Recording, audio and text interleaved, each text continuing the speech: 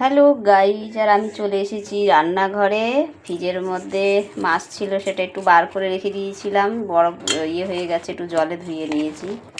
তো এবার এগুলোকে আমি নুন মাখিয়েছি। এই যে নুন মাখালে কি হবে, আঁশটানি জলটা কেটে বেরিয়ে যাবে আর মাছের ভেতরে নুন ঢুকবে। আমি এইভাবেই করি, মানে না আমার কেন মনে হয় মাছে নুন ঢুকে না।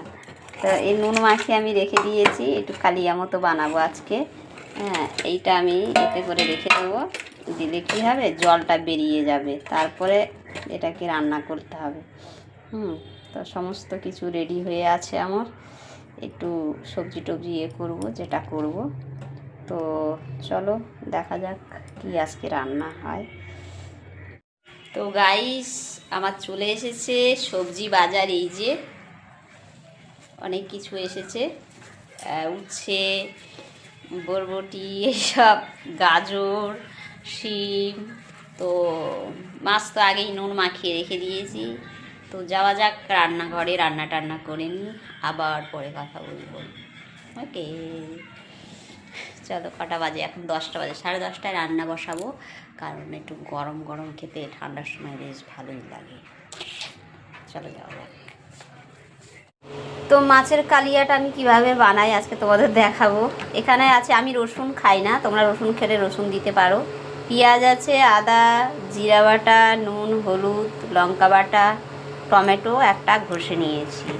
আর এই যে মাছের নুন হলুদ মাখিয়ে রেখেছি, আর এই একটু আলু কেটে রেখেছি। এখানে তেল বসিয়ে দিয়েছি, মাছটা ভেজে নেব। মাছগুলো আমার ভাজা হয়ে গেছে। কড়াইয়ে দিয়েছি আমি একটু কালো জিরে ফোড়ন, আমি যেভাবে করি, অনেক রকমভাবেই করে।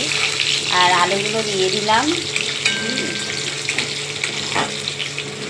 এবার একটু ভেজে নিয়ে মশলাটা দিয়ে দেবো, দিয়ে কষবো এটাকে। মশলাটা আমি দিয়ে দিলাম, এটাকে আমি এবার কষবো ভালো করে।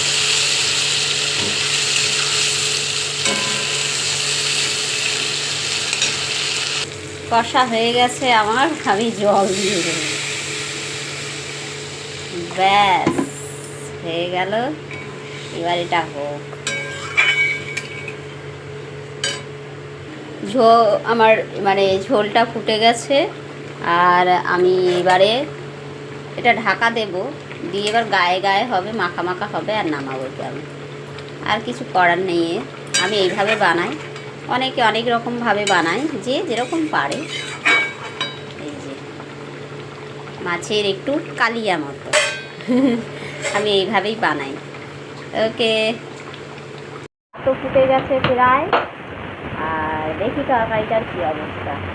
তো এই যে ফাইনালি হয়ে গেছে আমার মাছের কালিয়া। কালিয়া মানে ওই রকম আর কি। এই যে দেখো, আমার রান্না কমপ্লিট, ভাতটা হয়ে যাবে তারপরে। তো ঠিক আছে, আবার পরে কথা হবে।